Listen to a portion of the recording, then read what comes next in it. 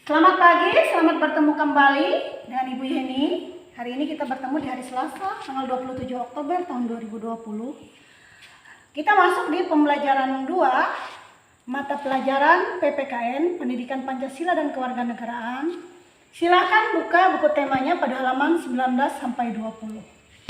Nah, hari ini kita mempelajari tentang makna sila pertama, yaitu ketuhanan yang Maha Esa dalam kehidupan sehari-hari. Nah, jadi sila pertama ini berbunyi ketuhanan yang Maha Esa. Nah, di sini Ibu buatkan tabel. Yang pertama adalah makna sila pertama Pancasila.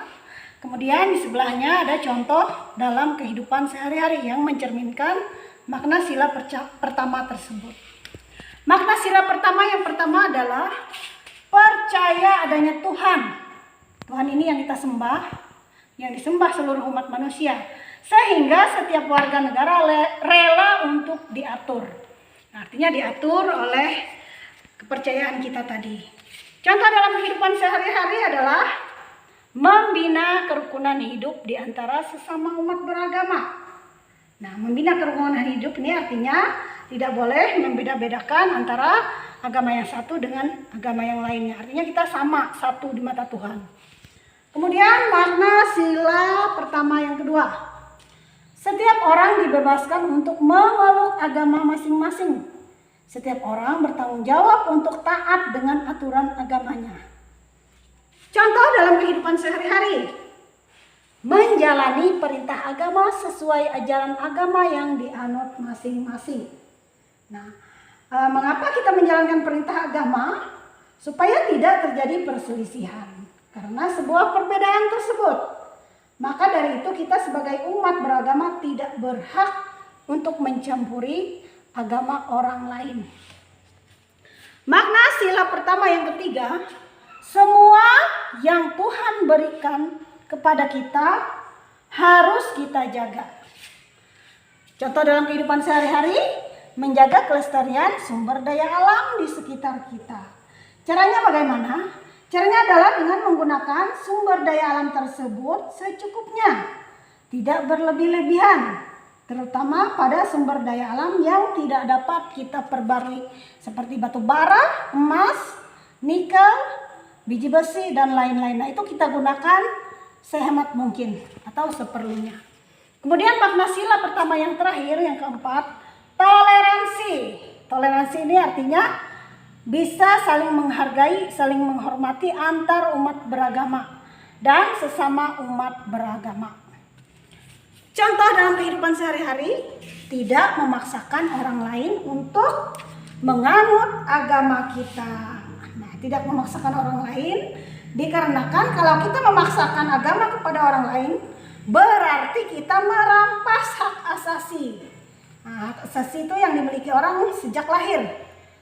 Nah, merampas hak asasi orang tersebut untuk memeluk agama sesuai dengan peraturan yang berlaku. Jadi kalau kita memaksakan agama kepada orang lain, berarti kita merampas hak asasi orang tersebut. Nah, kemudian kita masuk di pembelajaran 4, masih mata pembelajaran PPKN. Silahkan buka buku temanya pada halaman 31 sampai 32. Ibu jelaskan, sila pertama Pancasila jelas mengajarkan bahwa pemeluk agama harus taat dengan aturan agamanya. Apa itu taat? Taat artinya tunduk dan patuh pada aturan agamanya. Kemudian, setiap agama pasti mengajarkan pemeluknya untuk berbuat jujur. Jujur adalah suatu sikap yang lurus hati, menyatakan yang sebenar-benarnya, tidak berbohong. Jadi jujur ini bisa diartikan tidak berbohong.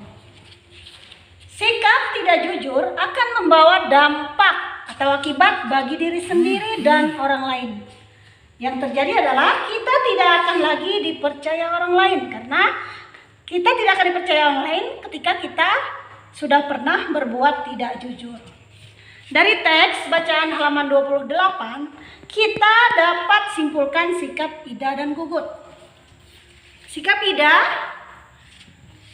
adalah sederhana, orangnya jujur, rajin, dan tekun. Sederhana artinya bersahaja, tidak berlebih-lebihan. Kemudian jujur, ini sudah dijelaskan Ibu tadi, adalah sikap yang lurus hati atau tidak berbohong. Rajin adalah bekerja giat dan terus menerus. Dan tekun artinya bersungguh-sungguh belajar. Maka tidak salah ia dijadikan ketua kelas. Jadi sikap Ida sesuai dengan makna sila Pancasila karena Ida telah berbuat jujur. Sekarang sikap gugut. Sikap gugut adalah tidak jujur saat ulangan dan tidak bisa memanfaatkan untuk percaya diri sendiri saat belajar, seperti mencontek saat ulangan. Jadi sikap gugut ini tidak patut untuk ditiru atau dicontoh atau diteladani dan tidak sesuai dengan makna dari sila pertama Pancasila. Itulah penjelasan Ibu tadi tentang makna sila pertama dalam kehidupan sehari-hari, makna sila pertama beserta contoh dalam kehidupan sehari-hari. Kemudian tadi Ibu menjelaskan dari teks bacaan halaman 28 tentang sikap Ida dan gugut.